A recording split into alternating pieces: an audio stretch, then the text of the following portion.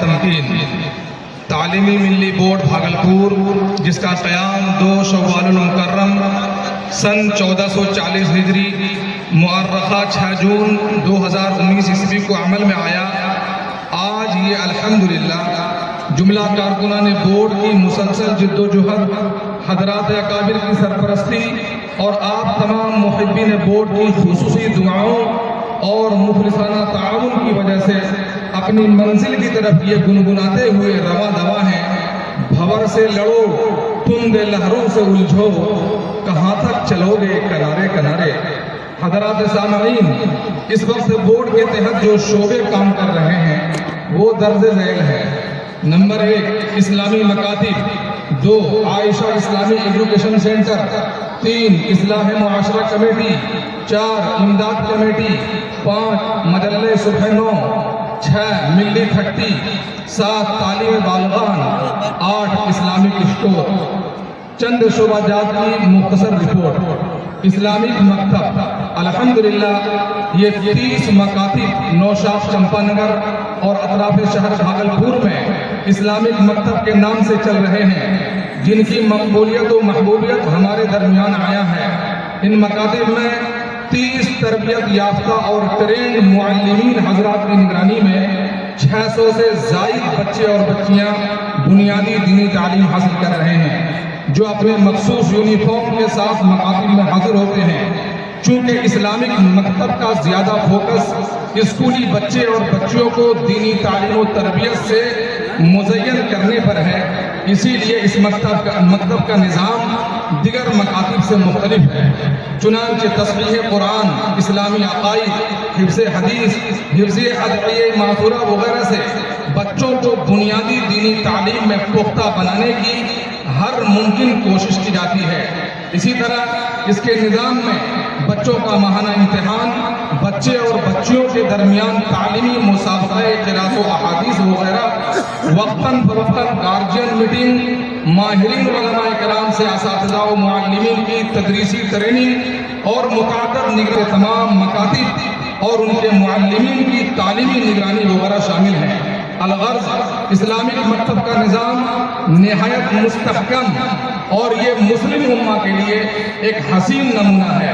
اس شعبہ کے ذمہ دار ایک فعال اور متحرک نوجوان عالم دین مفتی فردوس صاحب حلیمی، سیکریٹری تعلیمی ملی بورڈ ہیں۔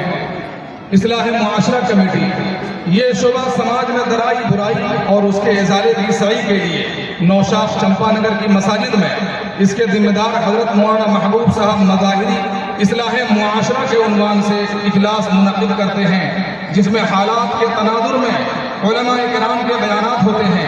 اب تک الحمدللہ درجنوں اجلاس ہمارے اطراف کے مساجد میں ہو چکے ہیں اور جن کے فوائد و ثمرات بھی ہمارے سامنے ہیں۔ اسی طرح یہ شعبہ عورتوں کی اصلاح کے تعلق سے خواتین حضرات کے درمیان بھی اجلاس کا انعقاد کرتا رہتا ہے، اور انشاءاللہ آئندہ بھی اس طرح کے اجلاس بر وقت منعقد ہوتے رہیں گے۔ امداد کمیٹی، اس کا مقصد یتامہ، بیوگان اور معاشرہ کے دبے کچلے غریب و نادار حضرات کا خاص موقعوں پر ممکن تعاون کیا جانا ہے۔ اس سلسلہ میں رمضان قرصے کے ذریعہ مذکورہ حضرات کو رمضان المبارک میں مدد پہنچائی جاتی ہے۔ اسی طرح اس کے ذریعہ غریب و نادار طلباء و اسٹوڈنٹس کی تعلیمی مدد بھی کی جاتی ہے۔ چنانچہ بورڈ نے 2023 میں 15 طلباء عزیز کو بستانیہ و فوقانیہ کا امتحان بھی دلوایا ہے۔ علاوہ ازیں بورڈ کی طرف سے ہر ماہ تقریباً 15 ضعیف بیوہ خواتین کو، یعنی جن خواتین کی عمریں زیادہ ہو چکی ہیں بیوہ کی اور ان کا کوئی معقول سہارا نہیں ہے اور کوئی اس طرح کا بندوبست نہیں ہے، تو ایسے 15 ضعیف بیوہ خواتین کو 500 روپے کا ماہانہ وظیفہ بھی پابندی کے ساتھ ہر ماہ دیا جاتا ہے۔ اس امداد کمیٹی کے ذریعہ زکوٰۃ و صدقات کی رقم وصول کی جاتی ہے جو مذکورہ والا مدات میں صرف ہوتی ہیں۔ اس کے ذمہ دار بورڈ کے خازن الحاج حسن کریم صاحب ہیں۔ مجلہ صبح 9 اردو زبان اور لوگوں کو دینی تعلیم سے مربوط کرنے کے سلسلے میں تقریباً 2 سال سے سہمائی رسالہ صبح 9 پابندی سے شائع ہو رہا ہے، جس کے مدیر بورڈ کے جنرل سیکریٹری حضرت مولانا مفتی امانت علی صاحب قاسمی، استاد دارالعلوم وقف دیوبند ہیں۔ مقاصد و عزائم۔ الحمدللہ بورڈ کو توقعات سے زیادہ کامیابی ملی ہے۔ بورڈ کے اراکین خلوص للہیت کے جذبہ سے سرشار ہو کر اپنے تن من دھن کے ساتھ دینی و ملنی فریضہ کو انجام دے رہے ہیں۔ بورڈ کا مقصد تعلیمی میدان میں اپنی پیش قدمی کو مزید تیز اور مستحکم کرنا ہے۔ اس کے لیے بورڈ کے مقاصد میں داخل ہے کہ باضابطہ اسلامک اسکول قائم کیا جائے تاکہ عصری تعلیم کے ساتھ کم خرچ میں بچوں کی دینی تربیت اور ذہن سازی کی جا سکے۔ تعلیمی کوششوں کے علاوہ فلاحی اور رفاہی کاموں کے لیے وسیع تناظر میں کام کرنے کا منصوبہ بھی بورڈ کے اولین ترجیحات میں شامل ہے۔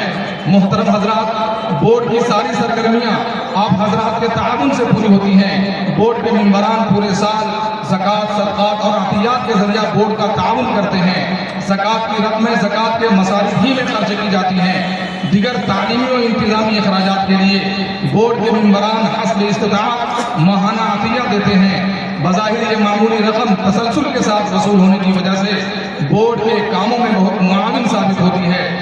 بورڈ کے ہمہ جہت کاموں اور اس کے پھیلتے منصوبوں کی تکمیل کے لیے مالیات کی فراہمی بہت اہم مسئلہ ہے۔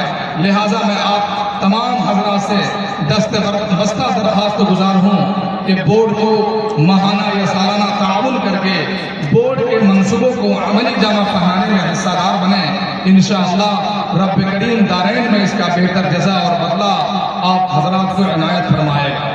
انہی چند گزارشات کے ساتھ میں اپنی بات ختم کرتا ہوں۔ وآخر دعوانا الحمدللہ۔